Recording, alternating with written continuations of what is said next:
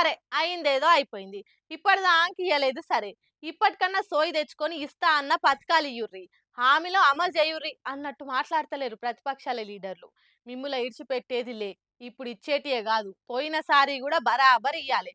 పాత విడతలు గూడా పక్కా పబ్లిక్‌కు అప్పజెప్పాలనుకుంటా. ఇగో ఈ తిట్ల లడాయి చేయబట్టిర్రు. తేదీ వారాల తేడా ఏం లేదు. తెల్లారిన కాడ్నుంచి ఇటు పబ్లిక్‌తోని అటు ప్రతిపక్షాలతోని అచ్చంతలేయించుకుండే అస్సలైన పనిగా పెట్టుకున్నట్టు కొడుతుంది కాంగ్రెస్ పార్టీ. ఫ్లాప్ అయిన సినిమాకు సక్సెస్ మీట్ పెట్టి సమోసాలు వంచినట్టు అన్ని వర్గాల ప్రజలు అరిగోసలు పడుతుంటే ప్రజాపాలన విజయోత్సవాలను పెట్టి మళ్ళా పబ్లిక్ పైసలే ఖర్చు పెట్టి వాళ్ళే సంబరాలు చేసుకునే వరకల్లా ఇంకింత తప్పుల పడుతున్నారు. అందరితోని మాటలు పడుతున్నారు. ఇది జాలనట్టు అన్నం పెట్టే రైతుకు సున్నం పెట్టినట్టు సీఎం రేవంత్ ఏమో రుణమాఫీ పురాగా చేసినామని చెప్పుడు, మంత్రులేమో రైతు భరోసా రద్దే అన్నట్టు మాట్లాడుతుండే వరకల్లా కర్షక లోకం కన్నెర్ర చేస్తుంది. ఈ ముచ్చట మీదనే మాట్లాడుకుంటా మాజీ మంత్రి హరీష్ రావు ఉండి రైతు భరోసా బరాబర్ ఇయ్యవలసిందే, అది కూడా ఒక విడతనే ఇచ్చి చేతులు దులుపుకున్నాడు కాదు, ఈసారి ఇచ్చేటప్పుడు యాసంగి వానాకాలం కూడా కలిపియాలని డిమాండ్ చేసుకొచ్చింది. ఇట్లా రైతు భరోసా 2 పంటలకు ఇయ్యాలి, వానకాలం యాసంగి. వానకాలానికి రైతు భరోసాను ఎగ్గొట్టింది రేవంత్ రెడ్డి. యాసంగికి కూడా కలిపి ఎకరానికి 15,000 రూపాయలు వానకాలం యాసంగి కలిపి ఇవ్వాలని బీఆర్ఎస్ పార్టీ డిమాండ్ చేస్తుంది. ఆయన ఇట్లా ఏ ఒక్క పాయింట్ను కూడా ఇడవకుండా పక్కా అరుచుకుంటా గ్యారంటీల మీద ఫైటింగ్ చేస్తున్న గట్టి ప్రతిపక్షం ఉండంగానే సర్కార్ ఇట్లా చేస్తుందంటే ఇంకా ఆయనతో అడిగనట్టు ఏదో ఎట్టికి మాట్లాడుకుంటా పబ్బం గడిపే పాలిటిక్స్ లీడర్లుంటే ఇంకెంత ఆగం చేద్దురో, ఎన్ని హామీలకు నామం పెట్టేటోళ్ళు అనుకుంటా మాట్లాడుకోబట్టిర్రు. మార్పు వస్తుందన్న ఆశ చచ్చిపోయిన మామూలు పబ్లిక్.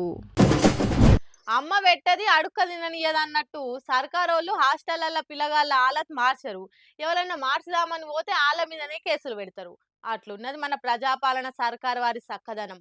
హాస్టల్ చెకింగ్ కు పోయిందని ఆర్ఎస్ ప్రవీణ్ సార్ మీద కేసు పెట్టిండ్రంటే ఇక ఏమనుడు మీరే కామెంట్లు చేయండి. దొంగోడొచ్చి దోసుకపోతుంటే దోసుకపోని గాని తడకదీసి చూసినోంది తప్పు అన్నట్టున్నది కదా మన ప్రజాపాలన సర్కార్ వ్యవహారం కూడా. గురుకులాల బాట పేరు మీద గురుకులాల చెకింగ్ కు పోతున్న ఆర్ఎస్ ప్రవీణ్ సార్ మీద కేసులు పెట్టింది ఈ సర్కారు. రంగారెడ్డి జిల్లా ఇబ్రహీంపట్నం షేరిగూడ కాడున్న గురుకులంలకు పోయి చెకింగ్ చేసిండని ప్రిన్సిపాల్ కేసు పెట్టిండు. చూడుర్రి, అమ్మ పెట్టది అడుక్క తిననియదన్నట్టు సర్కారోళ్ళు సమస్యలు తీర్చరు. సమస్యలేందో అరుచుకుందామని పోయిన ప్రవీణ్ సార్ అసొంటోళ్ళ మీద మాత్రం కేసులు పెడుతుంది. ఏడన్నుంటారు అగ్గిసొంటి సక్కదన పోలు. అటు కాంగ్రెస్ లీడర్లు ఏమంటారు, ఫుడ్ పాయిజన్లకు కారణం ఆర్ఎస్ ప్రవీణే అని నోటికొచ్చినట్టు మాట్లాడుతుండ్రు. మరి ఫుడ్ పాయిజన్లకు కారణం ఆర్ఎస్ ప్రవీణ్ సార్ అయితే మరి మీరేం చేస్తున్నట్టు? సర్కార్లా మీరే ఉన్నారని సోయలేదా?